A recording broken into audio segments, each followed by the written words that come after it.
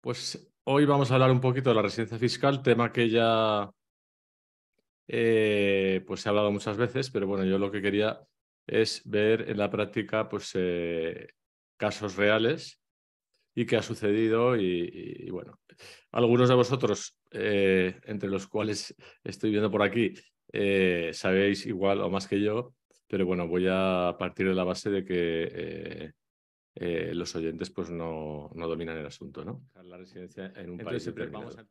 Y finalmente, si con estos tres criterios anteriores no es posible delimitar dónde es residente fiscal la persona, nos iríamos al criterio de la nacionalidad.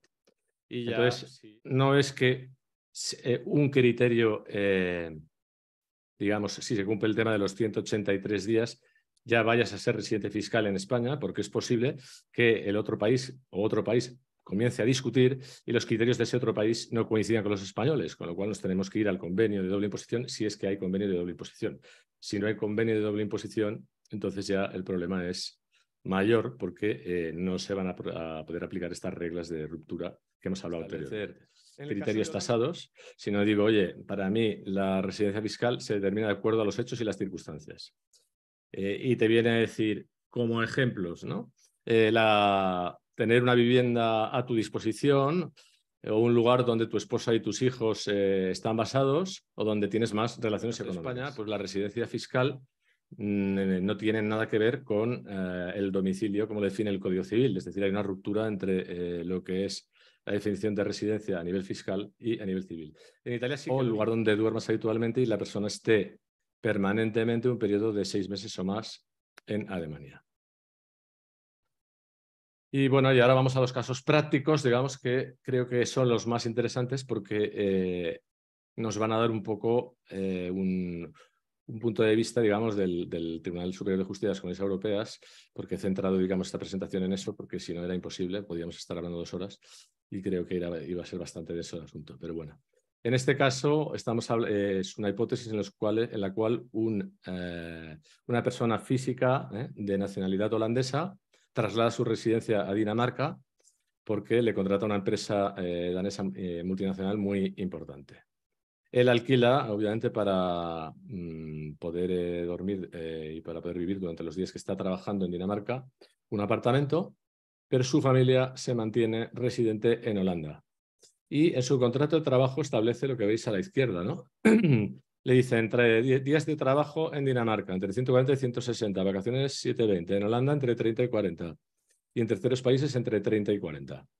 Y entonces, bueno, hay una pelea entre Dinamarca y Holanda en relación a dónde es residente fiscal esta persona. Y ahora vamos a ver lo que dice el tribunal. Que viene a decir que aplicando las reglas del convenio para evitar la doble imposición entre Holanda y Dinamarca, la persona tiene una vivienda permanente a su disposición en los 2 países. Por lo tanto, el primer criterio que hemos visto en la diapositiva de los tie-breaking rules se cumplirá en los 2 países. Por lo tanto, no nos serviría para determinar dónde es residente fiscal.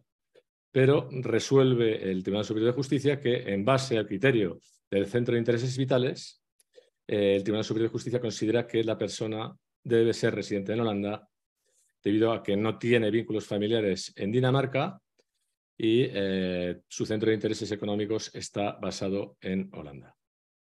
Por lo tanto, la persona sería considerada residente fiscal en Holanda a pesar de que ha pasado muchos más días físicamente. La sentencia, curiosamente, dice que la residencia fiscal se determina o se fija en Italia debido a una concatenación de criterios entre el Centro de Intereses Vitales y Económicos, y el criterio clave va a ser que el sitio donde duerme habitualmente es Italia, porque se demuestra que él ha estado 150 días en Dinamarca y ha estado 200 días o más en Italia. Aparte de que también tiene familia en Italia, tiene todas las propiedades en Italia, todo su patrimonio en Italia, y por lo tanto determina que es Italia el sitio donde él tiene su residencia fiscal.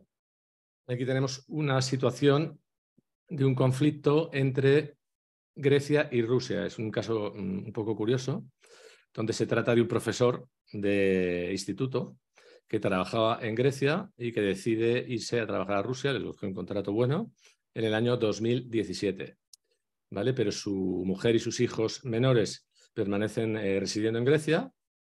Él, cuando se va, por desconocimiento y porque no tiene un asesor fiscal, pues no le dice a Grecia que se ha trasladado su domicilio fiscal o su residencia fiscal a Rusia, ¿vale? Pero se lo comunica posteriormente en el año 2019. Entonces los griegos se cabrean y dicen, para mí este señor sigue siendo residente fiscal en Grecia porque a mí no me ha notificado nada.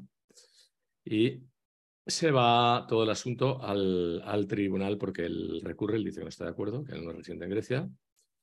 Y el Tribunal Supremo de Grecia, en este caso, no el Tribunal Superior de Justicia de las Naciones Europeas, dice que debido a que, a pesar de que él es funcionario, ¿vale? Y la localización de sus hijos y de su mujer no es un criterio suficiente para determinar la residencia fiscal en Grecia, todos los criterios que establece la normativa griega en relación a la residencia fiscal deben ser tenidos en cuenta para determinar dónde es residente fiscal la persona. Y por las pruebas, por un certificado de residencia fiscal que emiten las autoridades rusas, ¿vale?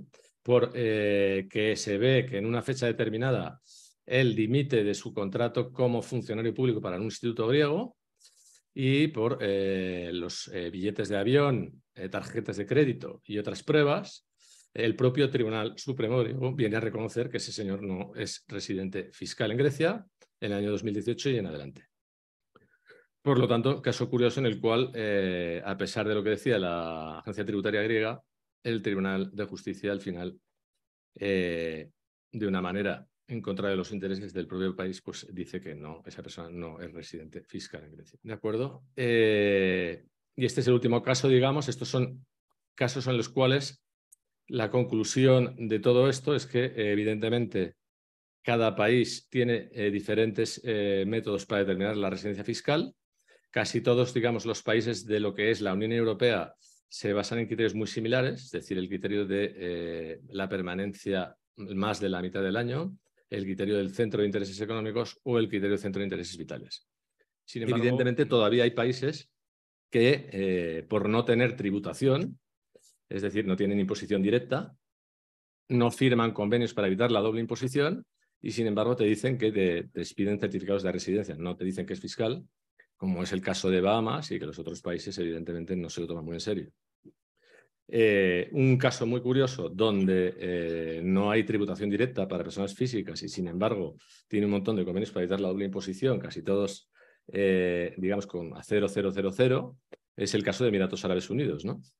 Y la única razón o explicación que puede tener esto, en mi opinión, es el poder que tiene Emiratos Árabes Unidos, pues a nivel financiero, el capital, etcétera, y la capacidad que tiene para presionar. Otro país que podría ser puesto en tela de juicio es Panamá, ¿vale? Y, sin embargo, también le dejan firmar convenios para evitar la doble imposición, fundamentando, o sea, para mí la razón principal es la gran importancia que tiene el Canal de Panamá, que como pues, se les ocurra cerrarlo, pues se crea un problema de dimensiones brutales, ¿no? Entonces, bueno, hasta aquí hemos llegado. Para cualquier duda o lo que necesitéis, oye, me podéis llamar o enviar un email o lo que estiméis pertinente y lo intentaremos aclarar.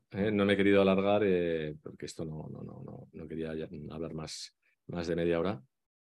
Y muchísimas gracias por vuestra atención. Espero que os haya resultado de utilidad. Esta presentación ya la pondré online, con un link y tal, y ya la podéis seguir o lo que necesitéis. Y si surge cualquier duda, pues a vuestra disposición. Muchísimas gracias y hasta otra.